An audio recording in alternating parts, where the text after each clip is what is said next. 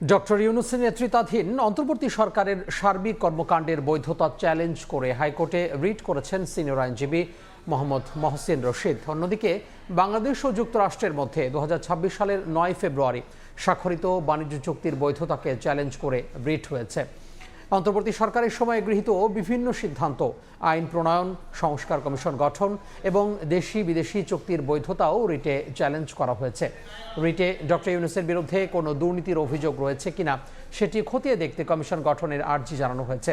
এদিকে যুক্তরাষ্ট্রের সঙ্গে স্বাক্ষরিত বাণিজ্য চুক্তির বৈধতাকে চ্যালেঞ্জ করে রিট করেছেন সুপ্রিম কোর্টের আইনজীবী মোহাম্মদ মাহিদুল ইসলাম পলক ও সুবীর নন্দী দাস। চুক্তিতে 131 বার মার্কিন স্বার্থের কথা বলা হলেও বাংলাদেশের কথা আছে মাত্র 6 বার।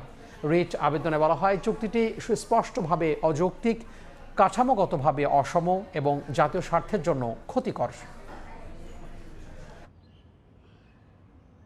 বাংলাদেশ যদি কন্ট্রাক্টটাকে ভায়োলেট করে তাহলে সেই ক্ষেত্রে আমাদের যে 37% যে শুল্ক আরোপ করা হয়েছিল ওই শুল্কটা আবার ইম্পোজ হবে। পার্টিকুলার যে কন্ট্রাক্ট, এটার উপর একটা ইনজাংশন চেয়েছি গভর্নমেন্টের অবশ্যই এটা একটা পার্টি, এবং এই কন্ট্রাক্টটা যেন আর এক্সিকিউট না হয় এই বিষয়ে আমরা